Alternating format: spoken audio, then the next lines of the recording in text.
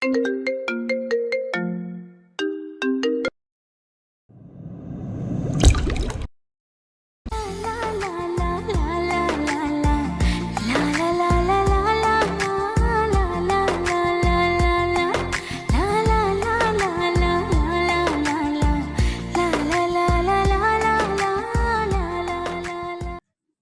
আরো কারো কথাই আমি আর গায়ে মাখবো না, কারণ আমি তো জানি আমার সাথে কি হয়েছে।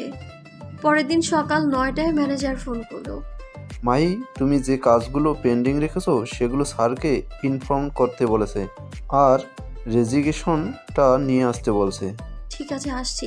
ওনার দেয়া শাড়ি গয়নাগুলোও ফেরত দিব। তাই মাকে বলে অফিসে গেলাম।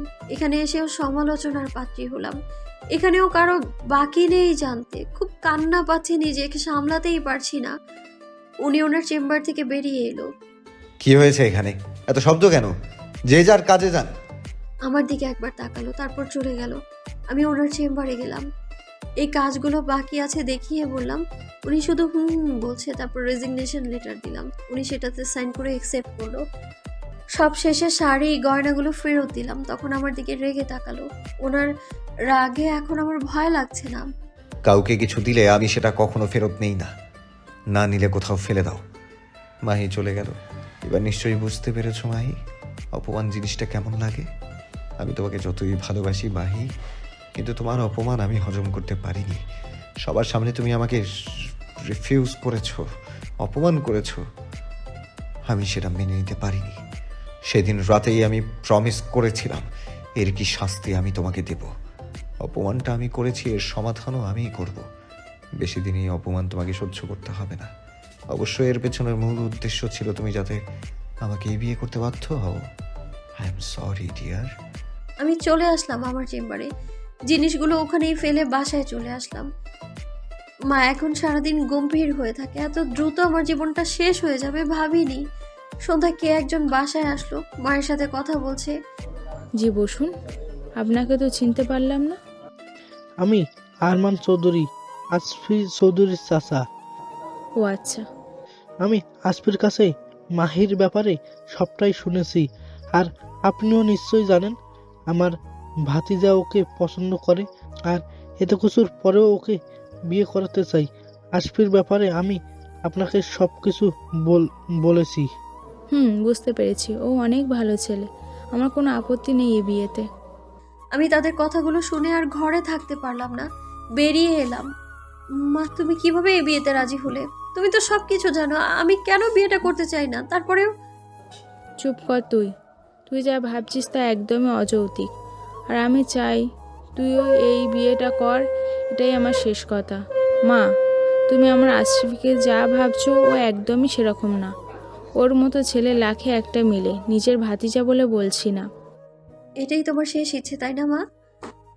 আমার জন্য তুমি মুখ দেখাতে পারছো না সমাজে, তাই না? ঠিক আছে, আমি তোমার সিদ্ধান্ত মেনে নিলাম। আর কিচ্ছু বলবো না আমি বলেই বাড়ির বাইরে বেরিয়ে আসলাম রেগে। মাহি, কোথায় যাচ্ছিস? দাঁড়া।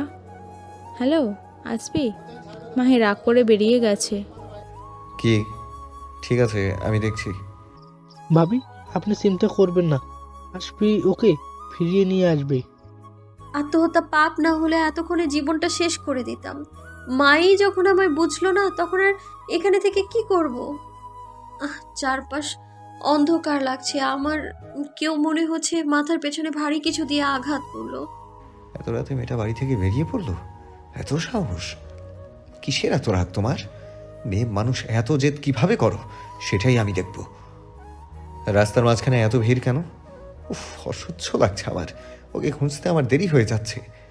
না পেরে গাড়ি থেকে নামলাম, সামনে এগিয়ে ভিড় ঠেলে ভেতরে ঢুকলাম। কাছে গিয়ে দেখলাম মাহি। ওর দেহটা নিচে পড়ে আছে আর চারপাশে রক্তে ভেসে যাচ্ছে। আমার হাত পা ঠান্ডা হয়ে আসছে, মনে হচ্ছে আমি এক্ষুনি পড়ে যাব। খুব কষ্টে নিজেকে সামলে ওকে কোলে করে গাড়িতে আনলাম। কাঁদতে কাঁদতে চাচ্চুকে ফোন দিয়ে জানালাম আমি ওকে তাড়াতাড়ি হসপিটালে আনলাম। ওটিতে নিয়ে গেল ওকে। আমি বসে বসে কাঁদছি। চাচ্চু ওর মাকে সাথে নিয়ে আসলো। নিজেকে সামলাতে পারছি না, এর মধ্যে ওর মা বারবার সেন্সলেস হচ্ছে। ওনাকে সামলানোর জন্য কাছে গেলাম। আজ নিজেকে অনেক বড় অপরাধী মনে হচ্ছে। আমি এত কিছু না করলে ওর আজকে এত বড় ক্ষতি হতো না।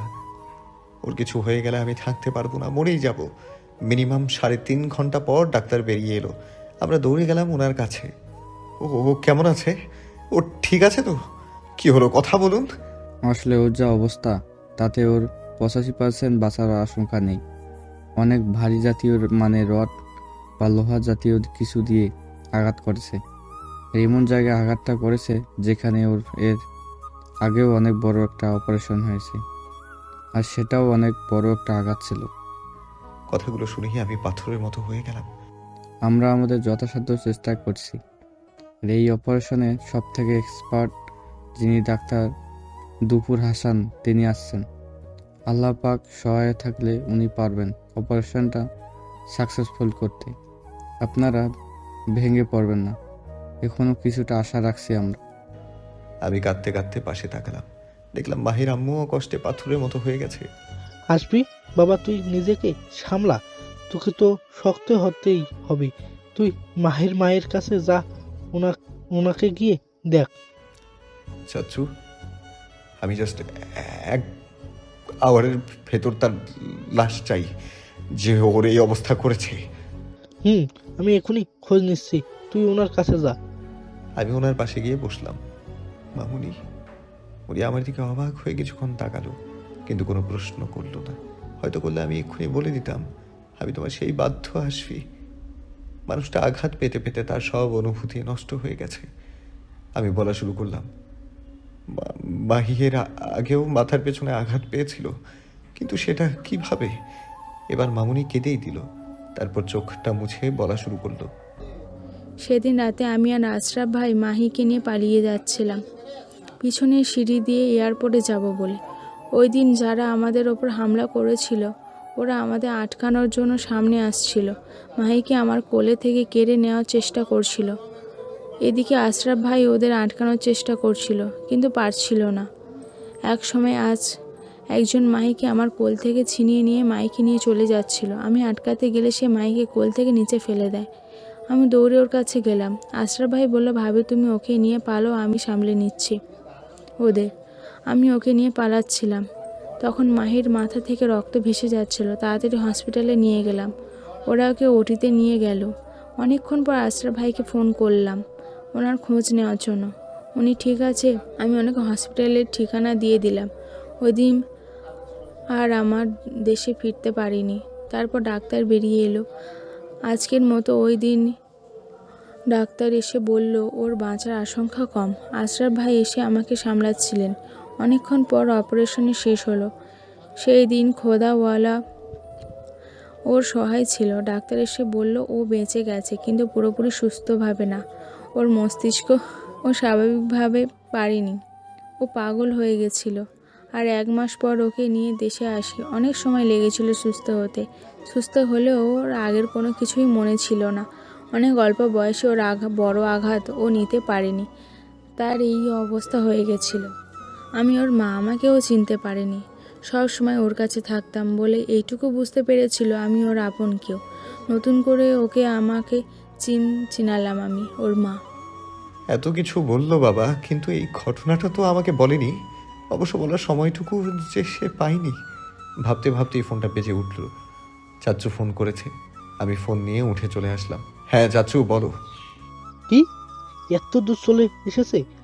ওর আর বেঁচে থাকার কোনো অধিকার নেই। Just shoot him.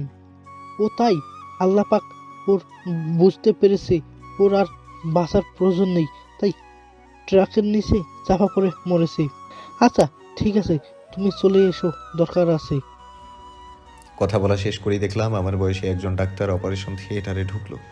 হায় খোদা, তুমি ওর সহায় থেকো। এত কষ্ট আর নিতে পারছি না। যাকে সেভ করার জন্য এখানে আসা, আমি সেই নিজের হাতেই তার এত বড় ক্ষতি করে দিলাম। আমি কোনোদিনও চাইনি এটা করতে। পাগলের মতো ভালোবাসি ওকে। এখন অলরেডি 12:30 বাজে, এখনও ওর অপারেশন শেষ হয়নি। চাচুকে ফোন করে বললাম এত রাতে আসার প্রয়োজন নেই। মামুনি কাঁদতে কাঁদতে অসুস্থ হয়ে পড়েছে, তাই আমি জোর করেই কেবিনে ভর্তি করিয়ে দিলাম রেস্ট নেওয়ার জন্য। আর বললাম ডাক্তার বেরোলে আমি তাকে জানাবো। আমি এসে বসলাম, মাথা নিচু করে বসে আছি। মাহি আপনার কি হয়? ডাক্তার বেরিয়েছে, আমি উঠে দাঁড়ালাম। আমি বললাম, মাহি আমার বাগদত্তা, উনি কেমন গম্ভীরভাবে তাকিয়ে থাকলো। ও আচ্ছা, অপারেশন সাকসেসফুল। আর হ্যাঁ, এটা আমার কার্ড, এখানে আমার নাম্বার আছে। ও কেমন আছে সেটা আমাকে জানাবেন। আসলে আমি কিছুক্ষণ পরেই লন্ডনে চলে যাব, তাই। আমি প্রশ্নসূচক দৃষ্টিতে ওনার দিকে তাকালাম। উনি বুঝতে পেরেছে সেটা। ও হ্যাঁ, আমার পরিচয় দিয়ে দিই, আমি দুপুর হাসান। আমরা একই কলেজে পড়তাম, তবে আমি ওর সিনিয়র ছিলাম। যাই হোক, মাহের বিপদটা এখনও কাটেনি। সেন্স ফেরার পর বসে যাবে কতটুকু সুস্থ। আমি যে ভয়টা পাচ্ছি সেটা যেন আল্লাহ সত্য না করে। কি ভয় পাচ্ছেন আপনি বলুন? কমে চলে যাওয়ার সম্ভাবনা আছে, তবে সেটা 55% সম্ভাবনা, বাকি 55% পুরোপুরি সুস্থ। একমাত্র উপরওয়ালার ভরসা, ওর খেয়াল রাখবেন। আমি আসছি। আমি কোনোদিনও ভাবিনি মাহি তোমাকে এই অবস্থায় দেখবো। আমি যখন তোমাকে দেখলাম তখন আমার দেহ থেকে প্রাণটা বেরিয়ে আসতে চাইছিল। মাহি, আজকে তুমি অন্য কারোর হয়ে গেলে। আমি তো তোমাকে ভালোবেসেছিলাম, কিন্তু সেদিন তুমি আমাকে গ্রহণ করোনি। তুমি বলেছিলে তোমার জীবনে এগুলোর কোনো স্থায়ী নেই। আমি সেদিনই প্রমিস করেছিলাম, তুমি যদি কাউকে কোনোদিন গ্রহণ করো তাহলে আমিও সেদিন অন্য কাউকে বিয়ে করব। কিন্তু তোমাকে দেখার পর যে আমি আমার প্রমিস রাখতে পারছি না। আমি পারবো না অন্য কাউকে গ্রহণ করতে। তবে তোমার হবু বরটা অনেক সুন্দর, আর তোমাকে খুব ভালোবাসে দেখি বোঝা যাচ্ছে। তোমার মঙ্গল কামনা করি, ভালো থেকো। মামুনির কাছে গেলাম, সব কিছু বললাম। মামুনি মাহির কাছে গেল, তারপর নিজেকে সামলে তাহাজ্জুদের নামাজ পড়া শুরু করলো। আমিও মামুনির কেবিনে এসে নামাজ পড়তে বসলাম। সারা রাত জেগে পড়লাম। অনেকক্ষণ ধরে আল্লাহর কাছে কান্নাকাটি করে মোনাজাত করছিলাম ওর জন্য। মোনাজাত শেষ করে উঠে দাঁড়ালাম, তখন দেখলাম মামুনি পিছে দাঁড়িয়ে আছে। আমার কাছে দাঁড়িয়ে কাঁদতে শুরু করলো। আমি জানি না আমি জীবনে কি পাপ করেছি যার জন্য আল্লাহ আমার কাছে সব কিছু কেড়ে নিয়েছে। তবে আমি এই প্রথম নিজেকে ছাড়া অন্য কারোর ওপর ভরসা করেছি, যেমনটা আশরাফ ভাইয়ের ওপর করেছিলাম, আর আজকে তারই ছেলের ওপর করছি। আমি কিছুটা অবাক হয়েই গেলাম।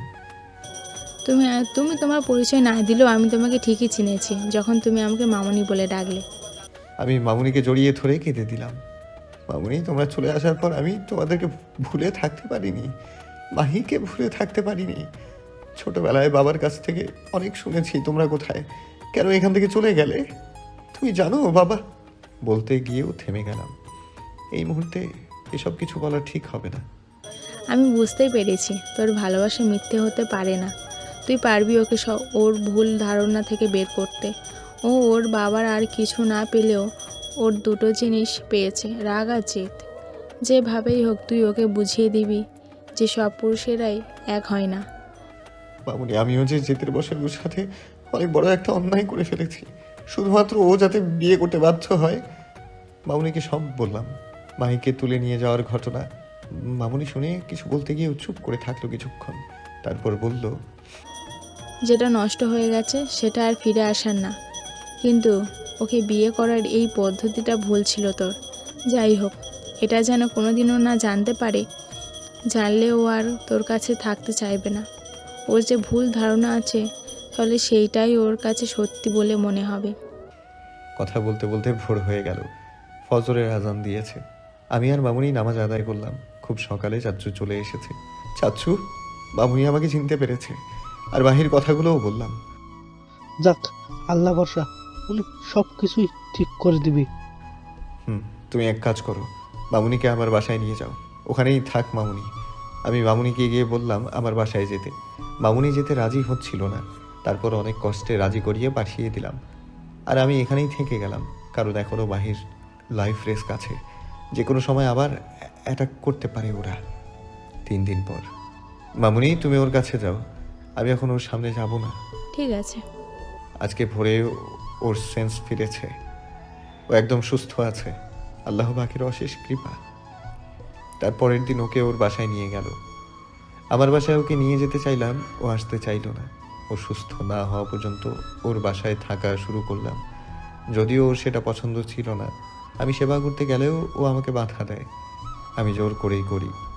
একদিন ওকে ওষুধ খাইয়ে দিচ্ছি, ও তখন বলল, এগুলো করে আপনি কি প্রমাণ করতে চাইছেন?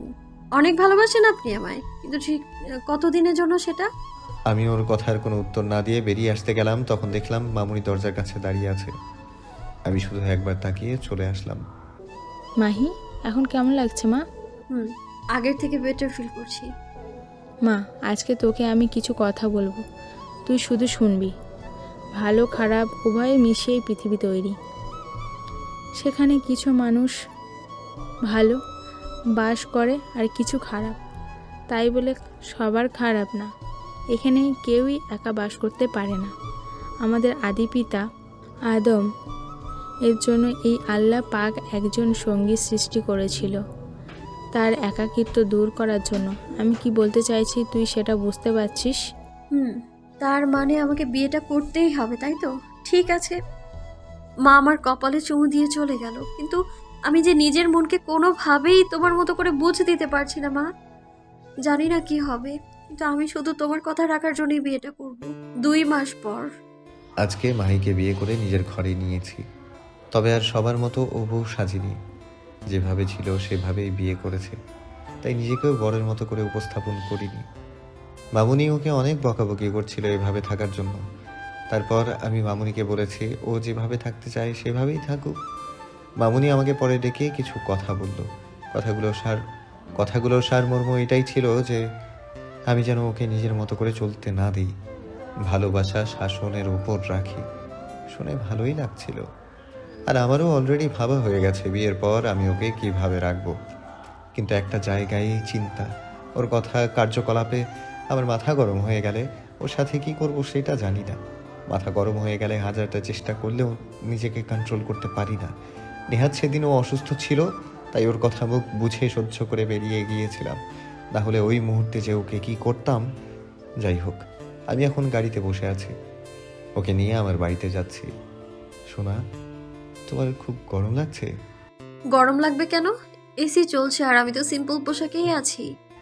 ও, আসলে আমার কাছে মনে হলো পোশাকটা খুব ভারী হয়ে গেছে। তুমি যদি বলো আমি এক্ষুনি শর্ট টপস কিনে নিয়ে আসছি।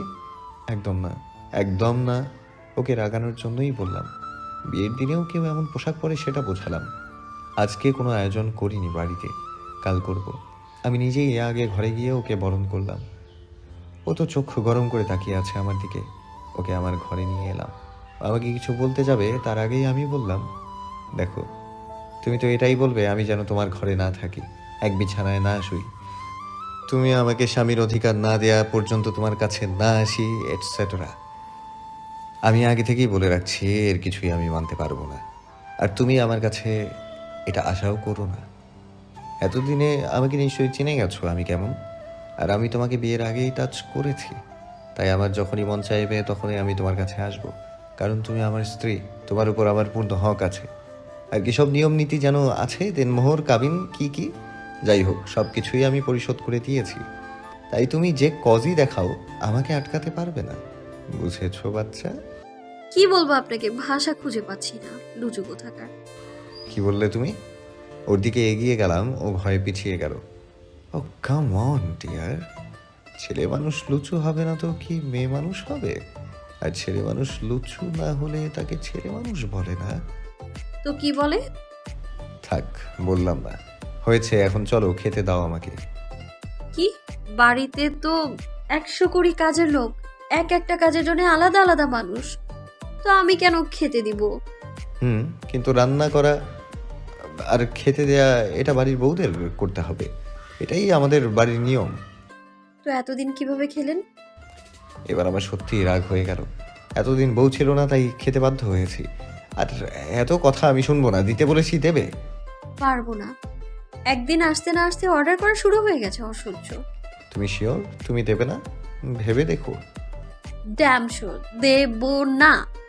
আমি এখন সেটাই করব যেটা তুমি চাও না। আমি ওকে এক টানে কাছে নিয়ে এসেই, হ্যাঁ যেটা ভাবছেন সেটাই। এরপর ওকে ছেড়ে দিয়ে বললাম, কি মজা পেয়েছো? নিশ্চয়ই অনেক মিষ্টি। এরপরও যদি খেতে না দাও তাহলে এরপরে যেটা বাকি আছে সেটাই করব। তারপর ও রেগে গজগজ করতে করতে চলে গেল। বেচারি, বাহ কি সুন্দর পরিবেশন করছে। আমি গিয়ে খেতে বসলাম। আমি যতক্ষণ খাবো ততক্ষণ আমার পাশে বসে থাকবে, ওকে? উনি কি মানুষ নাকি অন্য কিছু? আমি প্লেটটা এগিয়ে দিয়ে বসে আছি। কি হলো, প্লেটটা এরকম সামনে নিয়ে বসে আছেন কেন? খাবার বারো। ও এই জন্য বসে আছে। যাক, এইটুকু দয়া হলো তাহলে আমার জন্যে। আমি একটা প্লেট নিয়ে খাবার বাড়লাম। ওনার দিকে চোখ পড়লো আবারও। এভাবে রাগী চোখে তাকিয়ে আছে কেন? কি হয়েছে? আমি আমার প্লেটে খাবার বাড়তে বলেছি, তোমার প্লেটে না। ও আচ্ছা, আমি তো ভাবলাম দিচ্ছি। আমি ওনাকে খাবার বেড়ে দিয়ে খাওয়া শুরু করলাম। মনে হলো উনি আমার দিকে তাকিয়ে আছে না খেয়ে। উফ আল্লাহ, এখন কি আবার খাইয়ে দিতে বলবে নাকি? আবার কি হলো? আমি কি খাওয়া শুরু করেছি? না। তাহলে তুমি আগেই কি কারণে খাওয়া শুরু করলে? তার মানে? তার মানে আমরা একসাথে খাওয়া শুরু করব, কেউ আগে না। বুঝেছো? কথাটা মাথায় থাকে যেন। ও মা, আমি কোথায় পড়লাম?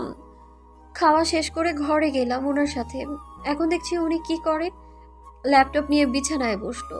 আমি ওনার পাশে গিয়ে কিছুটা দূরে শুতে গেলে উনি আমাকে থামিয়ে দিলেন। ওয়েট, আগে এটা দেখো। এখানে আমার সাথে আর আমার বাড়িতে থাকার জন্য কিছু রুলস আছে, এটা ফলো করবে কাল সকাল থেকে। এটা কি লিখেছে উনি? দেখেই আমার চোখ কপালে উঠে গেল। এ তো রুলসের কারখানা। আর কি সব রুলস! তার ভেতরে একটা রুলস ছিল, উনি যখনই বাইরে যাবে তার আগে আমি যেন ওনার সামনে থাকি, উনি আমাকে আদর করে তারপর বাইরে যাবে। এরকম আরো অনেক বিদঘুটে টাইপের রুলস লিখে রেখেছে। থাক, এখনই সব দেখতে হবে না, কাল দেখো। এখন কিছুই তোমার মাথায় ঢুকবে না, শুয়ে পড়ো। ও আমার দিকে কেমন ভয়ের দৃষ্টিতে তাকিয়ে আছে। আরে কি হলো, এরকম ভয় পাচ্ছ কেন? বুঝেছি, ভয় নেই, এখন কিছুই করবো না। তবে পুরোপুরি সিওরিটিও দিতে পারছি না। আমি ওনার কথাগুলো শুনে চুপ করে শুয়ে পড়লাম। এই, তুমি মাঝে এরকম দুই হাত ফাঁকা রেখে শুয়েছো কেন? আমার কাছে সরে এসো। এটাও কি রুলসে দিতে হবে? এসো বলছি। কি মহা জ্বালায় পড়লাম। আমি ওনার কাছে সরে গেলাম। এটা কি কাছে আসা বলে? তুমি কি যাচ্ছ? এখন আমি তোমাকে... না না, এই তো আসছি। আরো সরে আসলাম। আজব, আমাকেই সব শেখাতে হবে তোমাকে। কথাটা বলেই ওকে একটানে আমার বুকের কাছে নিয়ে আসলাম। এখন জড়িয়ে ধরো আমাকে। কি হলো, ফাস্ট? ধরছি তো। তারপর ওনাকে জড়িয়ে ধরলাম হালকা করে। উনি আমাকে শক্ত করে জড়িয়ে ধরলো। রোমান্স কাকে বলে আজ থেকে শিখিয়ে দেব। সকালে উনি গোসল করে বাথরুম থেকে বের হলো, শুধু টাওয়ালটা পরা ছিল। চুল হাত দিয়ে মুছতে মুছতে আয়নার সামনে গিয়ে দাঁড়ালো। আমি বসে ফোন টিপছিলাম। বডিটার দিকে নজর গেল আমার। তাকিয়ে দেখছি কি ফিগার! ওই হয়ে একদম জিয়াং চাওয়ের মতো। তারপর তাড়াতাড়ি চোখ ফিরিয়ে নিলাম। তারপর বাইরে চলে যেতে যাব, তখনই উনি আমার হাতটা ধরে কাছে টেনে কোমর জড়িয়ে ধরলো। কি লজ্জা পাচ্ছ? হুম। হুম, আমি তো দেখলাম তুমি আমার দিকে তাকিয়ে আমার বডি শেপ দেখছিলে। কোথায়? আমি তো ফোন টিপছিলাম। আমি কি দেখিনি? আয়নায় সব দেখা যাচ্ছিল। ওকে আরো কাছে টেনে এনে ওকে আদর করা শুরু করলাম। ও আমাকে ছাড়ানোর চেষ্টা করছে। আমার খুব রাগ হয়ে গেল। তখন আমি কি করব বুঝতে পারছিলাম না, তাই রেগে গিয়ে ওর পেটে খুব জোরে চাপ দিয়ে ধরলাম। আপনি কি মানুষ নাকি সত্যিই গন্ডার? এভাবে মানুষ মানুষকে কামড়ায়? উফ, দেখুন কি করেছেন, একদম কামড়ের দাগ বসে গেছে। এখন আমি সবার সামনে কি করে যাব? ভালো হয়েছে, যাও তুমি এখান থেকে। মুডটাই নষ্ট করে দিলে, অসহ্য একটা মেয়ে। আপনি? মনে হলো মায়ের গলার আওয়াজ শুনলাম। মা কখন এলো? মামুনিকে অনেক সকালেই চাচু নিয়ে এসেছে। কিন্তু এসে তো আমার সাথে দেখাও করলো না। কি করে করবে? সে তো তোমার মতো বসে থাকার মানুষ না। এসে ব্রেকফাস্ট বানাচ্ছে। তোমার তো আর রান্না করার যোগ্যতা নেই। আমি বেরিয়ে কিচেনে গেলাম। মা তখন রান্না করছে। মা, তুমি এসে আমার সাথে দেখা করনি কেন? তুই তো ঘুমাচ্ছিলে আর আমি এসে আগেই রান্নাঘরে ঢুকেছি। রান্না শেষ, আমি টেবিলে খাবার দিয়ে দিচ্ছি। তুই যা, ওকে ডেকে নিয়ে আয়। আমি পারবো না, তুমি যাও বলেই বাইরে চলে আসলাম বাগানটা ঘুরে দেখবো বলে। আরে বাড়ির চারপাশে এত সিকিউরিটি গার্ড কেন? এর আগে তো দেখিনি। পেছন ঘুরে দেখলাম উনি আর চাচু কথা বলতে বলতে বাইরে আসছে। চাচু আমাকে দেখে আমার কাছেই আসছে আর উনি ফোনে কথা বলছিল। গুড মর্নিং মামুনি। গুড মর্নিং চাচু। কি সকালে আবহাওয়া উপভোগ করছো? হ্যাঁ, ভালো লাগছে ওয়েদারটা। হ্যাঁ, সবসময় এইভাবেই হাসি খুশি থাকবে, ঠিক আছে? উনি কথা বলা শেষ করে এদিকেই আসছে। কি কথা হচ্ছে তোমাদের? গল্প পরে করো, ব্রেকফাস্ট করতে হবে, চলো। ব্রেকফাস্ট টেবিলে বসে ওনাদের সব কথা শুনতে শুনতে আমার কান ঝালাপালা হয়ে যাচ্ছে। অনুষ্ঠান কিভাবে করবে, কি করে সাজাবে, এগুলো নিয়েই কথা চলছে। চাচু, তোমার সাথে আমার আরো কিছু কথা আছে। নাস্তা শেষ করে আমার ঘরে এসো। ঠিক আছে, তুই যা, আসছি। চাচু, আমাদের কিন্তু আরো কড়া গার্ড ব্যবস্থা করতে হবে। আজকে ওরা সুযোগ নিলেও নিতে পারে। ওরা হয়তো জেনে গেছে আমার আর মাহির বিয়ে হয়ে গেছে। তাই তুমি খুব ভালোভাবে চেক করো সব ঠিক আছে কিনা। আর বাইরের কাউকে অ্যাকসেপ্ট করা যাবে না। আজকে অনেক কেয়ারফুল থাকতে হবে। কিন্তু একটা বিষয় আমি ভাবছি, পার্লার থেকে লোক আসবে ওকে সাজাতে, সেটা কি আমাদের এলাও করা ঠিক হবে? একদম না, এই ভুলটা তো করাই যাবে না। মা, বাইরে এত গার্ডের ব্যবস্থা কেন? তোর সিকিউরিটির জন্য। সেই দিন তোকে যারা আঘাত করেছিল তারা যাতে আর তোর কোনো ক্ষতি করতে না পারে তাই। কিন্তু ওরা কারা ছিল, কেন আমায় মারতে এসেছিল? সেটা তো আমিও জানি না। মামুনি, আজকে কিন্তু তোমাকেই তোমার মেয়েকে সাজাতে হবে, বাইরের কেউ সাজাতে পারবে না ওকে। ঠিক আছে, আজকে আমিই ওকে সাজাবো। বাবা, মায়ের সাথে যেভাবে কথা বলছে মনে হচ্ছে কত আগে থেকেই না মাকে চেনে। ভালোই পারে। মাহি, আমার ঘরে এসো, একটু দরকার আছে। জি বলুন, কি করতে হবে? এটা ধরো, এই ক্যামেরাটা তোমার শরীরের এমন জায়গায় ফিট করবে যাতে তোমার আশেপাশে কারা আছে সেটা দেখা যায়। আমিও সব সময় তোমার সাথে থাকার চেষ্টা করব। তারপরও আমার কাছে ক্যামেরা থাকলে আপনি কিভাবে দেখতে পাবেন সব? এই ক্যামেরাটার সাথে আমার মোবাইল কানেক্ট করা আছে, তাই তুমি কি করছো, তোমার আশেপাশে কে আছে, আমি সব মোবাইলে দেখতে পাবো। বুঝেছো? আর হ্যাঁ, দয়া করে নিজে সাজতে যাবেন না, না হলে আমার প্রেস্টিজের 12টা বাজবে। আপনার যা পছন্দ। কি বলতে চাচ্ছেন আপনি? আমি সত্যি আনস্মার্ট? তাতে কোনো সন্দেহ আছে? এভাবে আমায় অপমান করলো। আজকে আমি সত্যি আপনার প্রেস্টিজের 12টা বাজিয়ে দেবো, দেখে নিয়েন আপনি সন্ধ্যায়। বাবা, একদিনের ভিতরে এত সুন্দর করে সাজিয়েছে, জবাব নেই। এতক্ষণে আমাকে চোখে দেখে এখন আমার কাছে আসছেন? ভালোই লাগছে। মামুনি সাজিয়েছে বলেই রক্ষা, না হলে যে। না হলে কি? কিছু না। কি করছেন উনি এইভাবে? কি হয়েছে? কি দেখছেন এইভাবে? সেটা কোথায়? এই যে মাথার এক পাশ ঘুরিয়ে কানের ওপারে দেখালাম গয়নার ভিতর। বাহ, একদম পারফেক্ট, বোঝাই যাচ্ছে না। এখন এসো আমার সাথে, সবাই প্রায় চলে এসেছে। সবার সাথে আমায় পরিচয় করিয়ে দিচ্ছেন। আমিও হাই হ্যালো করছি সবার সাথে। কি একটা বিরক্তিকর পরিস্থিতি, আর ভালো লাগছে না। উনি আমাকে নিয়ে সবার মাঝখানে দাঁড়িয়ে সবাইকে গুড ইভিনিং জানালো। তারপর উনি আমার সম্পর্কে, ওনার সম্পর্কে অনেক কিছুই বললেন। কিন্তু তারপর এটা কি করলেন? কি বললেন উনি? আর হ্যাঁ, আজকে মাহি নিজেই একটা গান গেয়ে অনুষ্ঠানটা শুরু করবে। ও অনেক সুন্দর গান গাইতে পারে। আশ্চর্য, উনি কি করে জানলেন আমি ভালো গান গাই না খারাপ গান গাই? উনি তো আমার গান গাওয়া কোনোদিন শুনেইনি। আমার কাছে না শুনে উনি কিভাবে বলে দিল? কাজটা উনি ভালো করলো না। এখন আমি সত্যি ওনার প্রেস্টিজের 12টা বাজাবো। মাহি, তুমি শুরু করো, আমি মিউজিক বাজাতে বলছি। হুম। আমি একটা টেবিলের কাছে গিয়ে বসলাম, আর উনি আমার সামনে গিটার হাতে নিয়ে বসলো। গিটারটা উনিই বাজাবে। তাহলে শুরু করি। অবশ্যই। সামনে টেবিল ছিল। উনি যখনই গিটার বাজাতে যাবে আমি তখনই টেবিলে থাপড়ে থাপড়ে টেবিল বাজানো শুরু করলাম। তারপর গান গাওয়া শুরু করলাম। আমার গানটার সাথে মিউজিশিয়ানরাও মিউজিক বাজাতে গিয়ে তাকিয়ে থাকলো, আর উনি তো অলরেডি হয়েই আছে।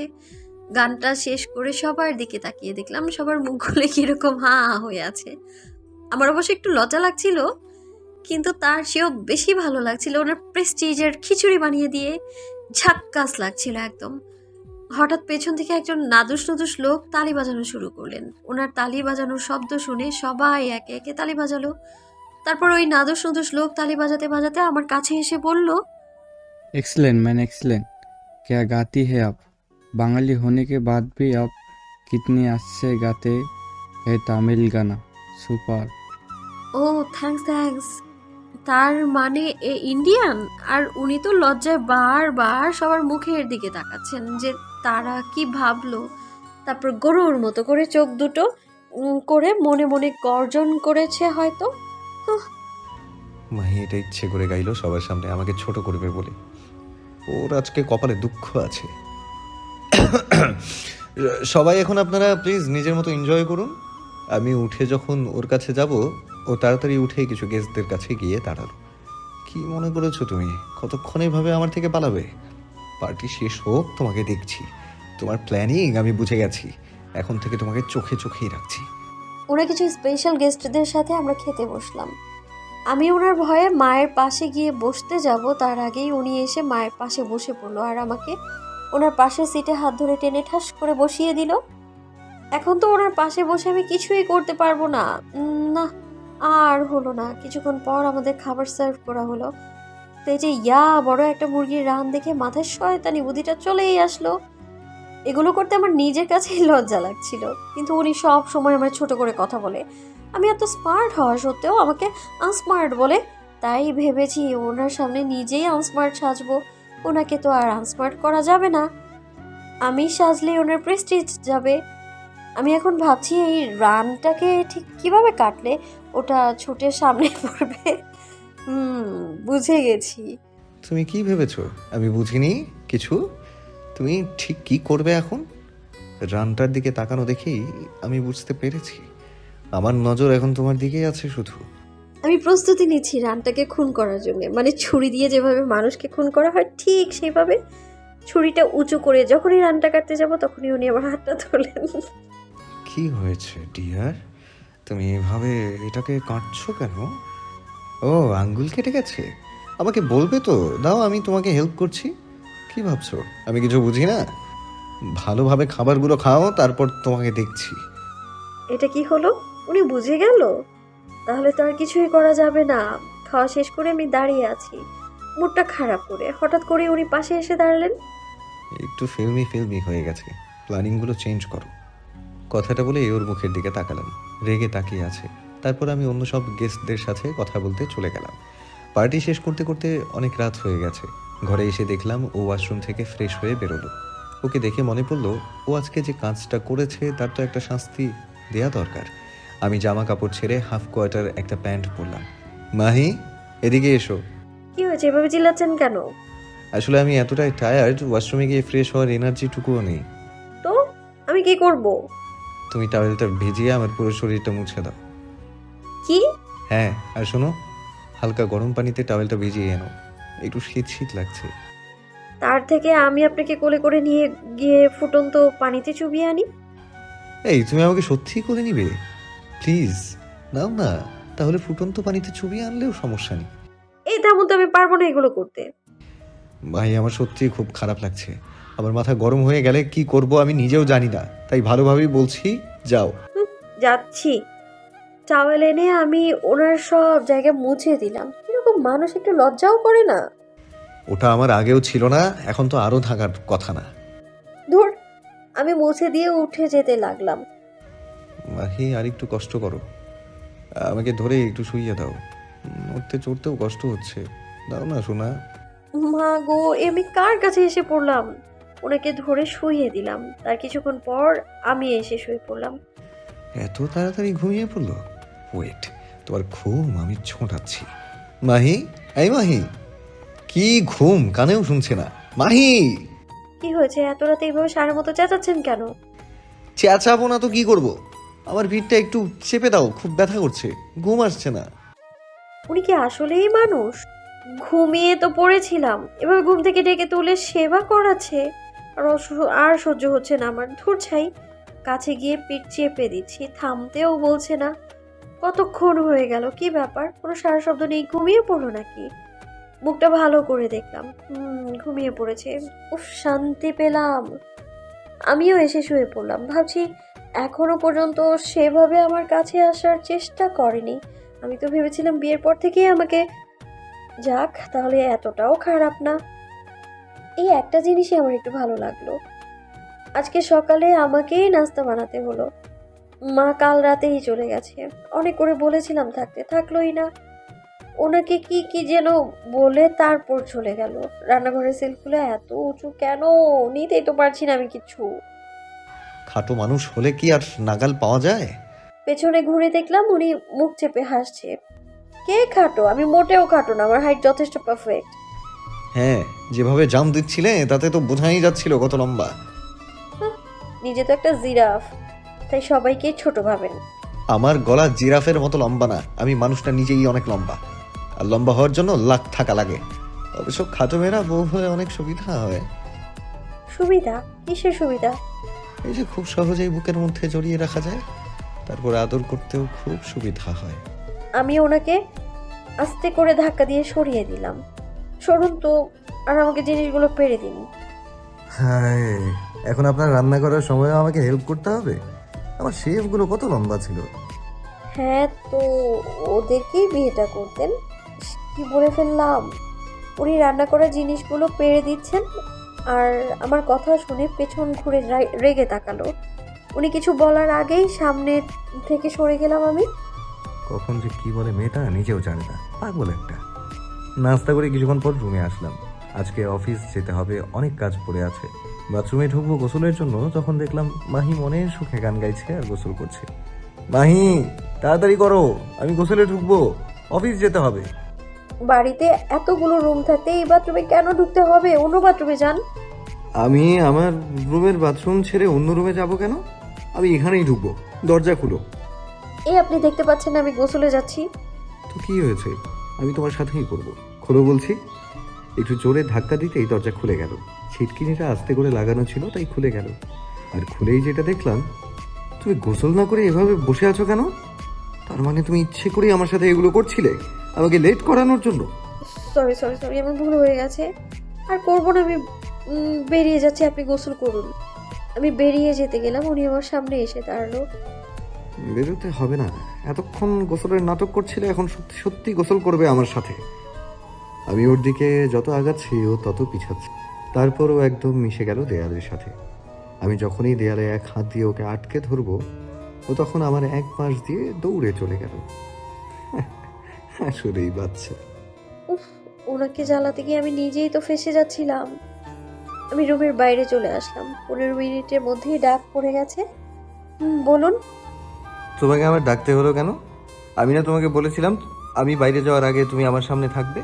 আমি তোমাকে আদর করে বেরোবো, তাহলে তুমি আমার সামনে থাকলে না কেন? আমি তোমাকে ভালোভাবে বলেছিলাম, তুমি শোনোনি। তুমি কি সবসময় এটা চাও আমি তোমাকে জোর করে সব কিছু করি? হায় হায়, ওনার এইসব রুলসের কথা তো আমার মাথায় নেই। আর এইসব রুলস কি মেনে চলা যায়? আসলে আমার একদম চুপ, আমার কাছে এসো। আমি ওনার কাছে গেলাম ভয়ে ভয়ে। উনি আমাকে আরো কাছে টেনে জড়িয়ে ধরে আমার চোখের দিকে তাকিয়ে আছে, তবে চোখে রাগ নেই। তারপর উনি আমার কপালে গালে আদর করে, সবশেষে ঠোঁটে আদর করে, এখানে করার সময় উনি ওনার টাইম সেন্স একদম ভুলে যান। কতক্ষণ যে এভাবে করছিল আমি জানিই না।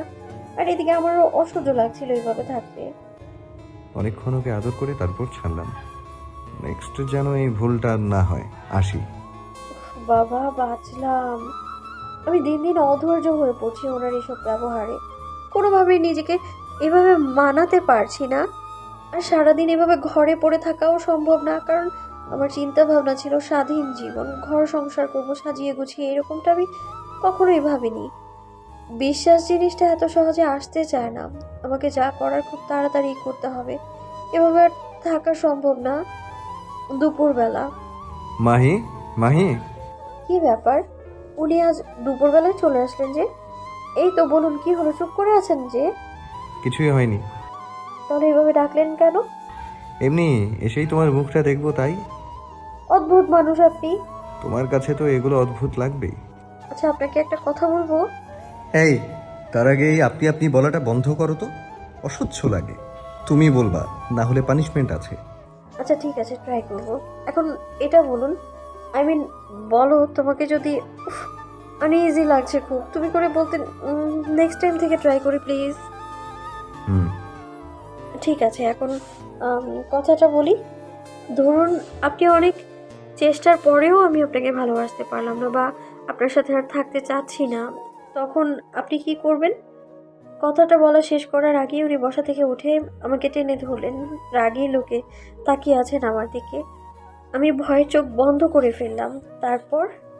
তারপর উনি আমাকে বললেন, তুমি যদি আমাকে ভালো নাও বাসো, তাও আমি তোমাকে ছাড়বো না। আর যদি আমার সাথে থাকতে না চাও, তাও তোমাকে আমি যেতে দেবো না। ক্লিয়ার? এখন যাও, আমাকে খেতে দাও। তার মানে উনি নিজে থেকে কখনোই আমায় ছাড়বে না। বুঝেছি। খাওয়া দাওয়া শেষ করে আমি বাগানে গিয়ে হেডফোনে গান শুনছিলাম। কিন্তু বাগানে আসার আসল উদ্দেশ্য হলো ঠিক কতগুলো গার্ড আছে সেটা দেখা। ও বসে হেডফোনে গান শুনছিল। আমি গিয়ে ওর এক কান থেকে একটা হেডফোন নিয়ে আমার কানে দিলাম। এটা কি হলো? আমি কখনো আমার হেডফোন কারোর সাথে শেয়ার করি না। পুরো লাইফটাই আমার সাথে শেয়ার করতে হচ্ছে, আর তো হেডফোন। আচ্ছা, ঘরে চলো। কেন? দরকার আছে। তারপর আমি ওর হাত ধরে ঘরে নিয়ে গেলাম। তুমি বসো, আমি তোমার কোলে মাথা রাখবো। আর বাড়তি কোনো কথা বলবে না, তারপর ও বাচ্চা মতো সেটাই করলো। পরের দিন সকালবেলা মাহি, আমার জন্য এক কাপ কফি আনো, আর তুমি খেয়ে নিও, আমি পরে খেয়ে নিব অফিসে গিয়ে, অনেকটা দেরি হয়ে গেছে, তুমি লাঞ্চটা রেডি করে আনো। হুম আমি রান্নাঘরে গিয়ে সার্ভেন্টদের ভেতর একজনকে বললাম কফি দিয়ে আসতে, আর আমি একটা সার্ভেন্টের সাথে কথা বলছিলাম আর ওনার লাঞ্চ গোছাচ্ছিলাম। কফি তুমি নিয়ে এসেছো কেন? ম্যাম কোথায়? ম্যাম তো রান্নাঘরে আছে। আমি কফির মগটা নিচে ফেলে দিলাম। মনে হলো ঘর থেকে কিছু একটা ভাঙার আওয়াজ পেলাম। আমি তাড়াতাড়ি দৌড়ে গেলাম, দেখলাম নিচে কফির মগটা পড়ে আছে ভাঙা অবস্থায়। আমি কিছু না বলে ওনার দিকে তাকালাম। উনি খুব রেগে আমার দিকে তাকিয়ে আছে, বুঝতে পারলাম না কিছুই। সার্ভেন্টটা ভয়ে মাথা নিচু করে চলে গেল, কিন্তু উনি এভাবে রেগে আছে কেন? কফিটা আমি তোমাকে দিয়ে যেতে বলেছিলাম, তুমি কোন সাহসে সার্ভেন্টের হাত দিয়ে কফিটা পাঠিয়েছো বলো? আমি তো আপনার লাঞ্চ। একদম চুপ। কফিটা আনতে খুব বেশি সময় অতিবাহিত হতো না। আমি এতবার বলার পরও তুমি আমার কথা অগ্রাহ্য করো। তুমি জানো না তুমি এগুলো করে কতটা ভুল করছো। বেরিয়ে গেল লাঞ্চটা নিয়ে। বুঝতে পারি না এটুকু বিষয়ে এতটা রিয়াক্ট করার কি আছে। এগুলো উনি একটু বেশি করছে, আমি আর এসব নিতেই পারছি না। আজকে দুপুরেই যা করার করতে হবে। দুপুরে সার্ভেন্টগুলো একটু রেস্ট নেয়, এটা ফার্স্ট আমি আসিফকে কল দিলাম, ওর সাথে কথা বললাম নতুন কোনো চাকরির খোঁজ দেওয়ার জন্যে। ও আমার সাথে দুপুরে দেখা করতে চেয়েছে, লাঞ্চে ছুটি নিয়ে বের হবে। চাকরিটা হয়ে গেলেই আমি এখান থেকে অন্য কোথাও চলে যাব। আমি আসিফকে একটা রেস্টুরেন্টে আসতে বললাম। এখন কথা হচ্ছে আমি বেরোতে পারবো তো? আমার তো একা বাইরে যাওয়া নিষেধ, তাও আমার চেষ্টা করতে হবে। দুপুরবেলা স্বাভাবিকভাবেই বাগানের পাশ দিয়ে হেঁটে যাচ্ছি, তখন পেছন থেকে দুজন গার্ড ডাক দিল। ম্যাডাম, কে? আপনি কোথায় যাচ্ছেন? আপনাকে তো একা যেতে দেওয়া নিষেধ, আমাদের বলুন, আমরা আপনাকে নিয়ে যাচ্ছি।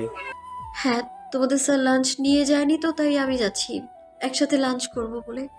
তোমাদের যেতে হবে না, আমি একাই যেতে পারবো। সরি ম্যাম, আপনার একা যাওয়ার পারমিশন নেই, আর যেতে দিলে আমাদের চাকরি থাকবে না। আমি তোমাদের বলছি, তাও তোমরা শুনবে না। ইয়েস ম্যাম, স্যারের অর্ডার। আচ্ছা, তোমাদের স্যারকে আমি বলবো যে তোমরা আমাকে পৌঁছে দিয়েছো, তারপর আমি তোমাদের চলে যেতে বলেছি। ঠিক আছে, এখন হবে তো? এখন আমাকে যেতে দাও। কিন্তু ম্যাম। কোনো কিন্তু নয়, তোমরা যাও আর আমাকে বাধা দিও না। উফ, অনেক কষ্টে ম্যানেজ করলাম। তারপর রেস্টুরেন্টে গেলাম, গিয়ে দেখলাম আসিফ আমার আগেই চলে এসেছে। তারপর ওর সাথে অনেকক্ষণ কথাবার্তা বলে বাসায় ফিরলাম। ফিরতে ফিরতে বিকেল হয়ে গেছে, অফিস আওয়ার শেষ। এখন উনি এখনো পর্যন্ত বাসায় আসেনি। সন্ধ্যা 7টা। হঠাৎ মনে হলো বাইরে ওনার গলার আওয়াজ পেলাম, কিন্তু উনি এভাবে চিৎকার চেঁচামেচি কেন করছে? আমি বাইরে গেলাম, গিয়ে দেখলাম ওই গার্ড দুটাকে উনি বকাঝকা করে চাকরি থেকে বের করে দিল। আশ্চর্য, উনি কি কিছু জানতে পেরেছে? কিন্তু সেটা কি করে? উনি বাসার দিকেই আসছে, আমি তাড়াতাড়ি রুমে চলে আসলাম। তারপর উনিও রুমে চলে আসলেন। চেহারা দেখেই বোঝা যাচ্ছে সাংঘাতিক আকারে রেগে আছে। উনি কি কোনোভাবে আমার বিষয়টা জানতে পারলো, নাকি অন্য কোনো বিষয়ে? কিছুই তো বুঝতে পারছি না। কিন্তু আমার বিষয়টা জানতে পারলে তো এতক্ষণে আমার অবস্থা খারাপ করে ফেলতো। ফ্রেশ হয়ে উনি রুমে সোফায় বসে আছে, অনেক গম্ভীর হয়ে। 8টা বেজে গেছে। আমি ওনাকে খেতে আসার জন্য ডাকতে এলাম, বারবার ডাকছি কিন্তু কোনো কথা বলছে না, তাই চলে আসতে গেলাম। তখন উনি আমার হাতটা ধরে টেনে এনে উঠে দাঁড়িয়ে আমাকে দেয়ালের সাথে লাগিয়ে ধরলো। তুমি আমার অনেক ধৈর্যের পরীক্ষা নিয়েছো, আর আজকে আমার ধৈর্যের বাঁধ একেবারে ভেঙে গেছে। তুমি ভাঙতে বাধ্য করেছো। তুমি এখন কল্পনাও করতে পারবে না আজকে আমি তোমার সাথে কি করব। এই কথাগুলো বলে ওকে বিছানায় ধাক্কা দিয়ে ফেলে দিলাম। তারপর ওর কাছে এগিয়ে আসলাম, আর ও পিছু সরছে। কি করতে চাইছেন আপনি? এভাবে আমার দিকে এগিয়ে আসছেন কেন? দেখুন, আমি কিন্তু এগুলোর জন্য একদম প্রস্তুত না। তারপর উনি আমার অনেক কাছে আসার চেষ্টা করছে। আমি ওনাকে বাধা দিচ্ছি কিন্তু পারছি না। প্লিজ আমার সাথে এরকমটা করবেন না, আমায় ছাড়ুন। এরপর আমি শুধু কান্নাই করেছি, ওনাকে কোনোভাবে আটকাতে পারিনি, আর বাধা দেওয়ার চেষ্টাও করছি না। রাত 1:30 বাজে। ও বসে কাঁদছে। আমি কোনো কথা বলছি না ওর সাথে। রাতে ডিনারও করা হয়নি আমাদের। আমার খেতেও ইচ্ছে করছে না, আর ওকেও বলছি না খেতে। কিন্তু ওর শারীরিক কন্ডিশন চিন্তা করে ওর জন্য খাবার আনতে গেলাম। ওকে খাইয়ে দেওয়ার জন্য সামনে বসলাম। মাহি, হাঁ করো। কি হলো? তোমাকে হাঁ করতে বলেছি তো। বারবার বলছি, শুনছো না, কেঁদেই চলেছে।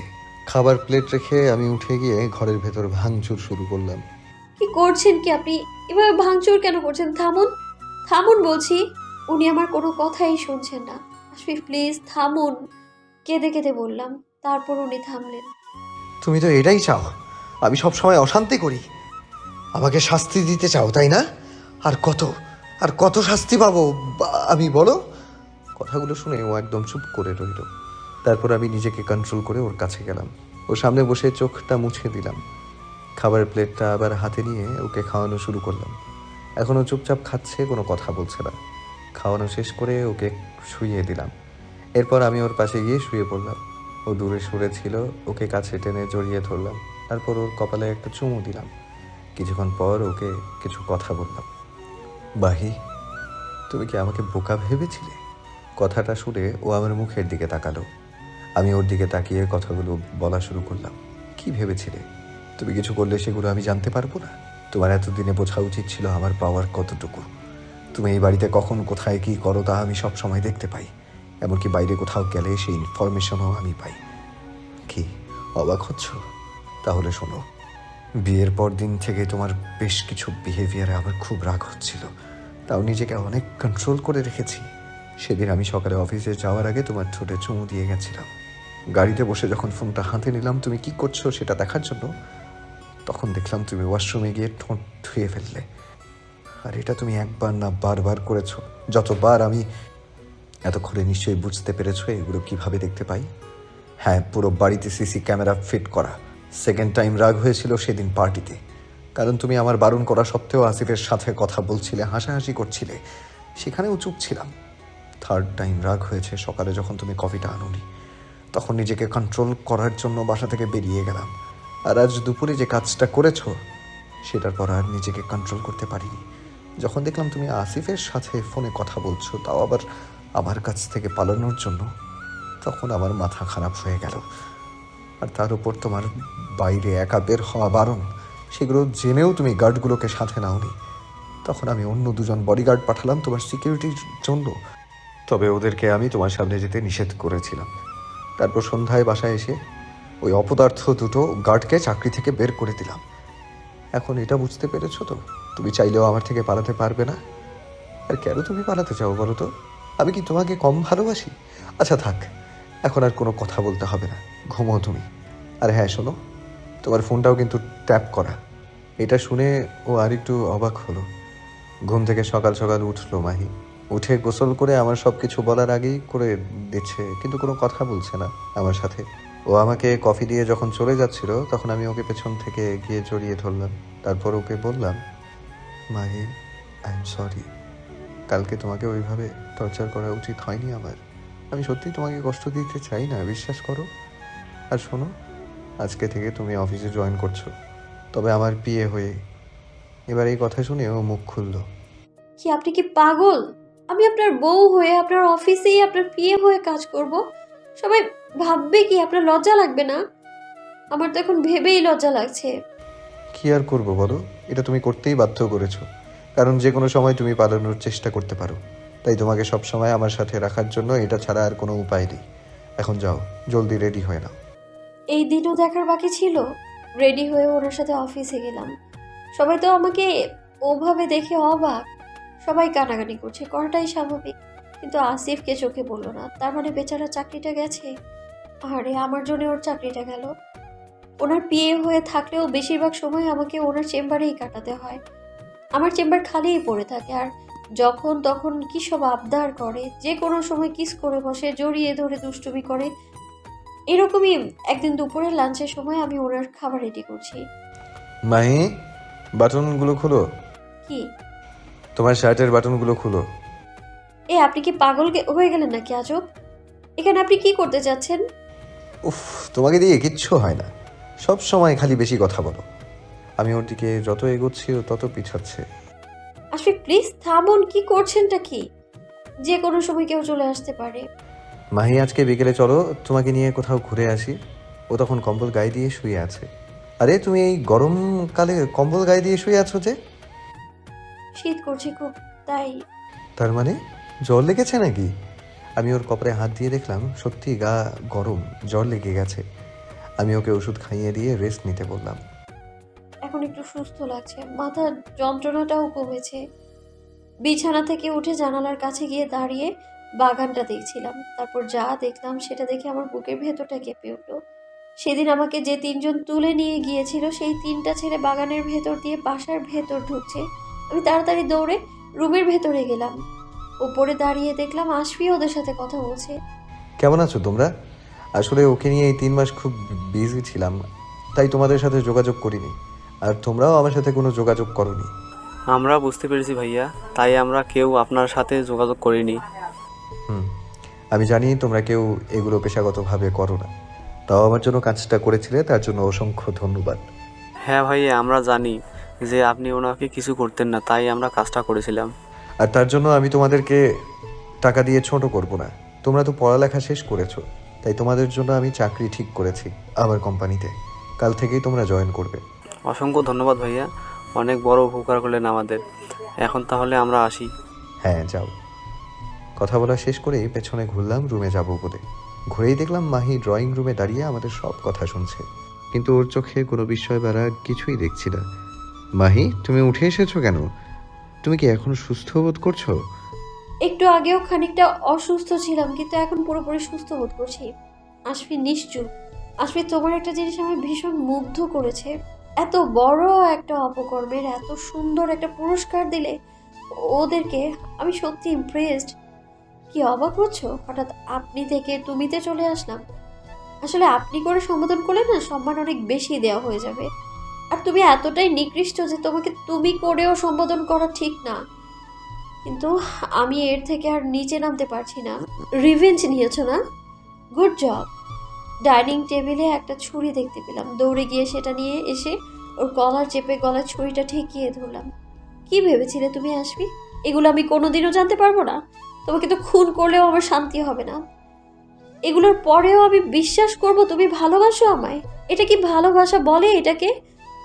আমি ওর গলায় অনেক শক্ত করে ছুরিটা ধরেছিলাম, তাতে ওর গলার একপাশে কেটে রক্ত বের হয়ে যায়। কিন্তু তা দেখে আমার একটুও মায়া হচ্ছে না। ও একদম স্বাভাবিকভাবেই দাঁড়িয়ে আছে, শুধু চোখ থেকে পানি পড়ছে। আমি ওর চোখ থেকে এক ফোঁটা পানি নিয়ে আঙুলে ধরে ওকে বললাম, এগুলো কি সত্যি চোখের পানি? এটা নকল। মাহি, তুমি আমাকে যা খুশি করো, যা খুশি বলো। আমার ভালোবাসা তোমার কাছে নাটক, অভিনয়, পাগলামি যাই মনে হোক, কিন্তু তুমি আমাকে ছেড়ে যেও না। আজকের পর থেকে আমি তোমাকে আর কোনো কিছুতেই জোর করব না। আমি তোমাকে তোমার মতো করে থাকতে দেবো, তবু আমাকে ছেড়ে যেও না। আমাকে তুমি যা করতে বলবে আমি তাই করব, তবু আমাকে ছেড়ে যেও না মাহি, প্লিজ। ওকে ধাক্কা দিয়ে আমি সরিয়ে দিলাম, তারপর ছুরিটা আমি নিচে ফেলে দিলাম। কিছুক্ষণ চুপ থেকে বললাম, ঠিক আছে, আমি আমার প্ল্যানিং চেঞ্জ করলাম। তোমাকে খুন করলে আমার সম্মান ফিরে আসবে না। আমি তোমাকে এখন যেটা করতে বলবো সেটা যদি করতে পারো তাহলে আমি ভেবে দেখবো। কি করতে হবে বলো? তুমি যা বলবে আমি তাই করব, কিন্তু প্লিজ আমাকে ছেড়ে চলে যাওয়ার কথা তুমি ভেবো না। আজকে সন্ধ্যার ভিতর একটা পার্টির অ্যারেঞ্জমেন্ট করতে হবে, আর সেখানে তোমার সমস্ত অফিস কলিগ, স্টাফ, আমার এলাকার কিছু পড়শি সবাইকে ইনভাইট করতে হবে। আর হ্যাঁ, মিডিয়া প্লেক্সও থাকবে। তারপর তুমি সবার সামনে স্বীকার করবে আমার সাথে যা যা করেছো সবটা। কি পারবে তো? আশফি নিশ্চুপ। কি হলো, চুপ কেন? আমি জানতাম মিস্টার আশফি। আশফি চৌধুরীর সম্মান আর জেদের কাছে ভালোবাসা মূল্যহীন। না, আমার কাছে তোমার থেকে কোনো কিছুর মূল্য বেশি না। এটা করলে তুমি যদি আমাকে মাফ করে দাও, আমার কাছে ফিরে আসো, তাহলে আমি সেটাই করব। আমি আজকে সব কিছুর ব্যবস্থা করছি। সন্ধ্যাবেলা কি রে, আজকে হঠাৎ কিসের জন্য পার্টির অ্যারেঞ্জমেন্ট করছিস? আর আসবি? আর এত লোকজন কেন? একটু অপেক্ষা করো, দেখতে পাবে। আজকে আমি নিজে থেকেই খুব সুন্দর করে সেজেছি, কারণ আজকে আমার খুশির দিন আর ওর বিষাদময় দিন। সবাই চলে এসেছে। আমি ওর কাছে গিয়ে ওর হাতটা ধরে সবার মাঝে চলে এসলাম। ও আমার দিকে অবাক দৃষ্টিতে চেয়ে আছে। সবাইকে উদ্দেশ্য করে বললাম, গুড ইভিনিং এভরিওয়ান। আজকে আমার অনেক বিশেষ একটা দিন, তাই আমার হাজবেন্ড আপনাদের সাথে আমার আর ওর বিশেষ কিছু কথা শেয়ার করবে। আপনারা মনোযোগ সহকারে শুনুন। ডিয়ার, শুরু করো। এভাবে আমার দিকে তাকিয়ে আছো কেন? সবাই ওয়েট করছে তো, বলো। তারপর ও কথাগুলো বলা শুরু করলো। কথা বলার সময় ওর গলা কাঁপছিল আর সবাই ওর দিকে অবাক চোখে চেয়ে সেই কথাগুলো শুনছিল। আজকে আমি সত্যিই অনেক খুশি। প্রতিশোধের বদলে প্রতিশোধ। কথাগুলো বলা শেষ করেই ও আমার দিকে তাকালো। চোখ দুটোতে পানিতে ছলছল করছিল, কিন্তু আমার চোখে ওর জন্য শুধুই ঘৃণা ছিল। আমি ওর থেকে চোখ ফিরিয়ে নিয়ে মিডিয়ার উদ্দেশ্যে বললাম, আজকের ঘটনা যেন প্রতিটা নিউজ চ্যানেল ব্রেকিং নিউজ হয়ে বের হয়। কথাগুলো বলেই আমি রুমে এসে কাপড় চেঞ্জ করে গোছাতে শুরু করলাম। মাও আমার পিছু পিছু চলে আসলো। ভাই তুমি এগুলো কি করছো? তুমি তো বলেছিলে আমি তোমার কথা শুনলে তুমি আমাকে ছেড়ে যাবে না। আমি তো সেটাই করেছি। তাহলে তুমি এগুলো কেন করছো? এই মাহি, আমার কথা শুনো প্লিজ। মামুনি ওকে বোঝাও। আশফি আমাকে আটকানোর চেষ্টা করছিল আর ওর কথাগুলো বলছিল। মাহি থাম, তুই কিন্তু বাড়াবাড়ি করছিস। তুই ওকে যা করতে বলছিস ও সেটাই করছে। এখন ওকে ক্ষমা করে দে। মা তুমি চুপ করো, ওই যেটা করেছে তার কোনো ক্ষমা হয় না। কেন ক্ষমা হয় না? ও তোর সম্মান নষ্ট করেছিল, তা আজ তোকেও ফিরিয়ে দিয়েছে। ও সবার সামনে ওর অপরাধ স্বীকার করেছে, তোর কাছেও মাপ চেয়েছে। এখন তোর সম্মানও সবার সামনে নষ্ট হয়ে গেছে। একটু টিভি চ্যানেলে আজকে ঘটনার ফ্ল্যাশ হবে, শেষ হবার আর কি বাকি আছে ওর? মাহি তোমার দোহাই লাগে, আমাকে এত বড় শাস্তি দিও না। আমি থাকতে পারবো না তোমাকে ছাড়া, মরেই যাবো আমি। জড়িয়ে ধরে খেতে বলছিল। আমার ছাড়ো, ধাক্কা দিয়ে বললাম। একদম আমার কাছে আসার চেষ্টা করবে না। তুমি মরে গেলেও আমার কিচ্ছু আসে যায় না। আমার চোখের সামনে থেকে যাও তুমি। কথাগুলো বলার পর ও মাথা ঘুরে পড়ে যাচ্ছিল। আমি ওকে দৌড়ে ধরতে গেলাম। Don't you dare to touch me. মা ওকে আমার সামনে থেকে চলে যেতে বলো। আমার সহ্য করতে পারছি না আমি ওকে। আমি বসে বসে কাঁদছি আর মনে মনে ভাবছি যে এই লোকটার উপর কয়েক ঘন্টা আগেও একটা টান ছিল, আর এখন তাকে আমি সহ্য করতে পারছি না আর সহ্য করতে। মাহি তুমি সত্যি আর আমার কাছে ফিরে আসবে না? আমি মরে গেলেও তোমার কিছু যায় আসে না, তাই না? আমাকে তুমি আর একদম সহ্য করতে পারছো না? ঠিক আছে, আমি আর তোমার সামনে আসবো না, তোমাকে কষ্ট দেব না। কথাগুলো পাথরের মতো দাঁড়িয়ে স্বাভাবিক কণ্ঠে বলছিল। তুমি যেতে পারো। মা চলো এক্ষুনি। আমি মায়ের হাত ধরে ঘর থেকে বেরিয়ে এলাম। মাহি দাঁড়া, তুই আমার কথা শোন। এসব কষ্ট ছেলেটাকে দিস না। মা তুমি আর একটা কথাও বলবে না? কিসের এত টান তোমার ওর জন্য? কথাগুলোর মাঝেই হঠাৎ উপর থেকে গুলির আওয়াজ আসলো। তখন আমরা ড্রয়িং রুমে। আওয়াজটা শুনেই আমি দাঁড়িয়ে গেলাম। ওর ওপর থেকে গুলির শব্দ শোনা গেল। মাহি ও কি কিছু করে ফেললো? মা আমার হাত ছেড়ে দৌড়ে উপরে গেল। যাওয়ার পরে মা চিৎকার করে উঠল। আমি আর কিছু না ভেবেই উপরে ছুটে গেলাম। গিয়ে দেখলাম রক্তে ফ্লোর ভেসে যাচ্ছে। ওর পেটে নিজেই শুট করেছে। এত রক্ত আমি আগে কখনো দেখিনি। ওর এই অবস্থা দেখে আমি আর নিজেকে সামলাতে পারিনি। কিছুক্ষণ পর দেখলাম আমি ফ্লোরে পড়ে আছি। আমি সেন্স হারিয়েছিলাম, কিন্তু চারপাশে তাকিয়ে দেখলাম কেউ নেই। তার মানে ওকে হসপিটালে নিয়ে গেছে। আর আমি ওর রক্তের পাশেই বসে আছি। প্রতিশোধ নিতে চেয়েছিলাম, কিন্তু সেটা ওর জীবনের বিনিময় নয়। আজকে তো আমি নিজেই অনেক বড় অপরাধী হয়ে গেলাম। ওকে কি আমার ক্ষমা করা উচিত ছিল? হ্যাঁ, আমার ওকে ক্ষমা করা উচিত ছিল। কথাগুলো ভাবতে ভাবতে ফোনটা বেজে উঠলো। আমি ফোন রিসিভ করলাম। মা ফোন করেছে। কিরে, খুব শান্তি পেয়েছিস? তুই এরকম নিষ্ঠুর হয়ে গেলি কবে থেকে মাহি? তুই কি ওকে একবার ক্ষমা করতে পারতিস না? আজকে আমরা বেঁচে আছি যে আফসার ভাইয়ের জন্য, আর তুই আজকে তার ছেলেকেই। হ্যাঁ মানলাম, ও যেটা করেছিল সেটা ওর অনেক বড় ভুল ছিল। তার জন্য তুই যা বলেছিস ও তাই করেছে, কিন্তু তুই কি করলি? এখনও কি তোর মনে হয় ওর ভালোবাসা শুধু 2 দিনের জন্য ছিল?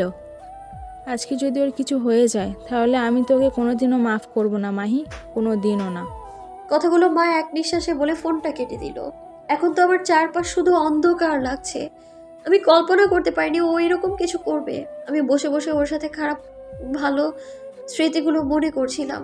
আমাকে পাওয়ার পদ্ধতি ওর ভুল ছিল, কিন্তু ওর ভালোবাসা মিথ্যে ছিল না। আমিও আমার সাথে ও যাই করেছে শুধুমাত্র আমাকে ওর কাছে রাখার জন্য করেছে। এখন আমার কি করা উচিত? কি করব আমি? হে আল্লাহ, এত বড় শাস্তি তুমি আমায় দিও না এত বড় শাস্তি। একমাত্র তুমিই পারো ওকে বাঁচাতে। আমি উঠে গিয়ে অজু করে নামাজ পড়তে বসলাম। নামাজ পড়ে আল্লাহর কাছে ওর জন্য মোনাজাত শুরু করলাম। হে আল্লাহ, তোমার কাছে ছাড়া আমি আর কার কাছে চাইবো?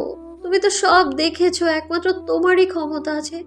তোমার বান্দাকে বাঁচিয়ে তোলার। তুমি পারো ওকে বাঁচাতে। এই পৃথিবীতে কোনো কিছুই তোমার ইশারা ছাড়া চলে না।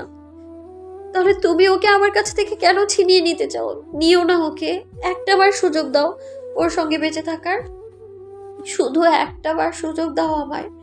এভাবে অনেকক্ষণ কান্নাকাটি করে মোনাজাত করেছি, তারপর কখন জায়নামাজের উপরেই ঘুমিয়ে পড়েছি জানি না আমি। ভাবি, মাহি আসেনি? না, আমি আমার এই মাহিকে চিনতে পারছি না। ও এতটা নির্দয়ালু কবে থেকে হলো জানি না। প্রিয় দর্শকবৃন্দ, ভিডিওটি দেখার জন্য অনেক অনেক ধন্যবাদ। আমাদের এই ভিডিওটিতে একটি লাইক দিলে আর আমাদের এই ছোট্ট চ্যানেলটিকে সাবস্ক্রাইব করে আমাদেরকে সাপোর্ট করলে আমরা নতুন নতুন ভিডিও আপলোড করার অনুপ্রেরণা পাবো। আমাদের চ্যানেলটি সাবস্ক্রাইব করে আমাদের সাথে জুড়ে থাকুন এবং এইরকমই ভিডিও দেখতে থাকুন। ধন্যবাদ।